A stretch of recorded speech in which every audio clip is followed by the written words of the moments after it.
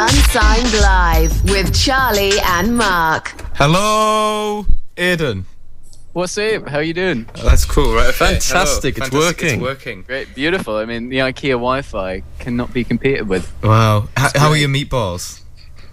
What's that, sorry? How are your meatballs? Do you have any meatballs? Oh, no meatballs. They do some vegetarian meatballs that are great, and I would recommend them to anyone. Also, great shelves. Great shelves. Billy Great Bookcase, a classic. Of course. You gotta love the shelving from IKEA. So are you Always are you doing a bit of furniture shopping today?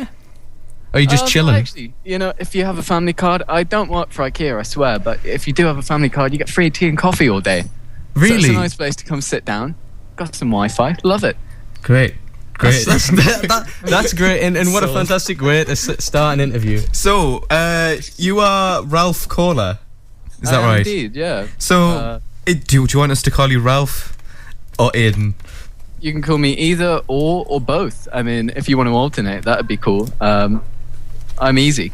Okay. Ralph Aidan Kohler, would that work? Yeah, I'd love that. Why not? Sounds gold. So, what's the crack with Ralph Kohler? Is Aidan not interesting enough? It's most definitely not. I mean, I saw a little post on the internet sometime, and it had a comment from a guy called Ralph Kohler, and I thought, yeah, I'm going to steal his name and use it for my band. So I've actually since added him on Facebook, but he hasn't accepted me yet. He's one of the only Ralph Kohlers in the world, and I've named my band after him. So hopefully one day you'll see it, but not yet. We also there was also another Aidan on Skype. We also added him. He lived in Vatican City. Oh, really? Apparently, yeah. Apparently, I don't know how true this is. So we could. I'm sure it's true. I mean, there is a country. Maybe he knows the Pope. Maybe he does. Maybe he does. So, you recently released National Zero EP in July 15th. I did indeed. And it's available on YouTube, Spotify, and cassette. Is that true? Yeah, I've actually got one of the cassettes with me now. I got them last night, all finished. They're looking pretty cool. They've got little red tapes. Yeah, pretty neat stuff. Sounds a little bit worse on cassette, so it masks it, and I love it. So what is the crack with cassettes? Because I see quite a few bands putting their new EPs and albums on cassettes recently. Why is that a trend? I think the real nice thing about cassettes is with digital music and whatever, you can get, when you buy a CD, all you get is the digital kind of thing. So with a cassette, you got something nice and a little bit more, just a little bit different. I wouldn't buy a CD purely because I could just download it off the internet. But yeah, cassettes nice and little and pretty, and I love them. So, do you own a Walkman? I do actually. A little cassette player thing that's far too big to walk around with, so I'm not. They're so bulky. Yeah, I mean, carrying around a huge machine isn't too convenient, but it's a lot of fun. So try it out. Yeah. So you describe yourself on Bandcamp as slacker pop. What is slacker pop? Slacker pop is basically like pop, but more indie and with less effort. I mean, it's just a bit of fun, really, which I think is probably what most music should be. A little bit of fun. So this new EP, recent EP, I read that it was recorded at your home with your cat. Is that true? Yeah. All recorded, sat with a cat on the keyboard most of the time, getting in the way. Makes it more pleasant. Makes it a little bit of a longer process, but it's a lot of fun to have a little kitty running around while you're trying to record songs. But yeah, I mean, all sat at home, really. It's the best way to do it, I think. Does your cat play any piano? Because I know cats are prone to play keyboard cat. Bit of keyboard. Well, that's a very good point, because I mean, the thing is, if I did release this information about the cat actually playing it, or the limelight would be completely off Ralph Kohler and it'd be on Keyboard Cat. That's true. It's something much more impressive than Ralph Kohler, so I'm up for it. So did you play all of the instruments on the on all 4 tracks? 5 tracks? Yeah. Played all the stuff on it. A lot of fun. Yeah, I really love doing all the production stuff as well, so it works out pretty nicely recording at home. So how does that work out live then? Have you done many live performances? Yeah, I've done a few gigs. Obviously only after the EP is released and stuff.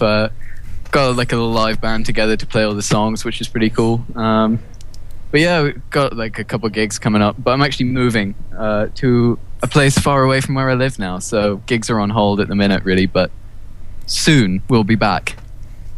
So I also watched a few of your music videos. Oh, right. They're quite special. I watched the video for Here For. Yeah. I mean, that has plenty of style. Have you seen it, Charlie? Is that the one it looks like it's shot on a VHS camera? Yeah. Yeah, I've seen that. It is shot on a VHS. Loving it. VHS is just a pretty light cassette, you know. It just looks a little bit grainy, but, you know, it's kind of... You get deeper colour out of it, I think. It's just something weird about digital that I've started to not trust. Yeah, I've seen that a lot in lots of things, like the return of vinyl and stuff like that, that people are kind of... Digital isn't cool anymore, or people are kind of appreciating analog forms. Oh, digital is 2014, man. 2014, I'm telling you. But no, it's just better. It's nice to have something. It's like physical sound, which I don't think you can beat, really. You know, rather than it being kind of like data on a CD, it's like little grooves in a vinyl, which just makes it that little bit more special. It's a bit bizarre that a generation that grew up on digital music is now bringing back the old stuff from the 70s and 80s. Yeah. I mean, we kind of missed out on all that stuff. So this is our shot at it. You know, to enjoy music. So what was it like to win Best at Show at Crufts? One of my finest achievements, actually. I actually managed to jump through all the hoops on the course and did come out Best in Show, which is something that I'm proud of. Something that, you know, will stand out as a memory forever in my life. Best in Show, 2014. I mean, once you've done that, I mean, where can you go from there? Because there's not really anything above that. So I feel like I've plateaued already. Does it feel all downhill from there? It's all getting worse. I mean, life is just really trying to live up to that joyous moment where I was announced winner and presented with the ribbon of Best in Show, Crufts 2014. brings a tear to my eye just thinking about it, I tell you. So going back to your EP National Zero, do you have like a theme for the EP? Like what's the lyrical content about? It's all a very, very nice question, that. It's all pretty much based around having a weird sleeping pattern and not being able to sleep greatly in the evenings, but sleeping pretty good in the day. So, I mean, it kind of... It controls... Not controls, but it becomes like a part of your life, as I'm sure, you know, if you've ever gone through like a phase of, for a few months, going to bed at like 3 o'clock in the morning and waking up at 1 in the afternoon, you kind of become a little bit out of touch with the rest of the world. So I guess it's really about that more than anything. Cool. That's true. Yeah. I've not experienced that. Have you, Mark? You've never woken up at 1 in the morning? No. No, in the afternoon. No, never. Really? Whoa. You haven't lived. It feels weird when you wake up in the afternoon, like mid-afternoon, because it's like, where's the morning? You know. It's true. The morning's gone, and it's left with a cold, bitter afternoon. Not really. It's left with a lovely. I always just don't do anything if I sleep in really late into the afternoon. I just spend the rest of the day doing nothing. Yeah. You can't do anything really, because you're just confused all day about why you're up so late. Sit around and probably watch reruns of some kind of weird program on the TV, Millionaire Matchmaker all day. You know? It's inspiring stuff for music. Yeah. Just watch Challenge all day. Yeah. Oh, I did that the other day. 3 hours. Yeah, it wasn't a good day. Yeah, I don't understand why they have reruns of Bullseye on at like 2 o'clock in the morning.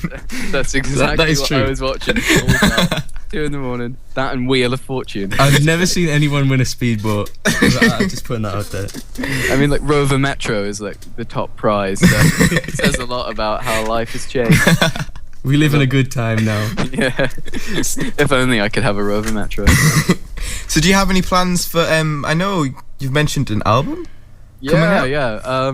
I've like pretty much finished demoing an album, got a lot to re-record, so it'll be out sometime kind of autumn, winter. But I'm gonna put out a new single in a couple of weeks, I think, because I'm bored and I haven't put any music out for a couple of months. So yeah, I'm just whacking together a video for that, shot on VHS again, which will be out soon. Yeah, and that's about it. Got some stuff going on, but yeah. Doing it yourself. So do you have any what are you listening to at the moment? Do you have any shower jams or just like regular jams? I like to listen to music in the shower. Oh, you've got it spot on. In the shower is the best place to listen to music.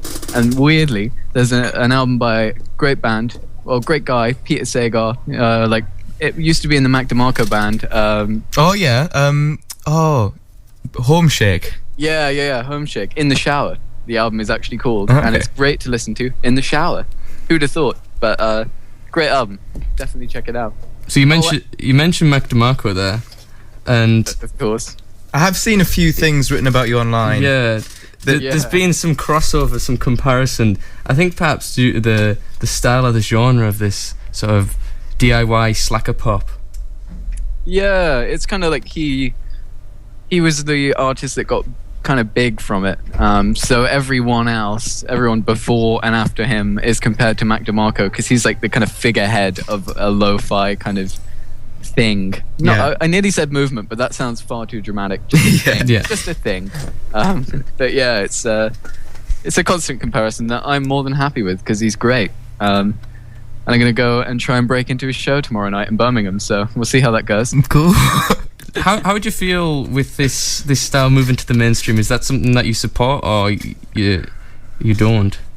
Oh yeah, I mean, I think it's great. I think, however, it's kind of available, all kind of music of any genre reaching more people is just always good, especially with the whole lo-fi thing. I think it's got a really good ethos behind it, and I think it's really interesting how a lot of really good music at the moment is coming from producers and kids sat around in their bedroom. Like a lot of my favorite kind of musicians around at the moment are just people sat in their bedroom, which I think just has a kind of air of authenticity about it, as opposed to the kind of studio produced, kind of sold as a product music. Not that I don't like that. Taylor Swift is also great, but Yeah, it's nice that everybody gets a shot.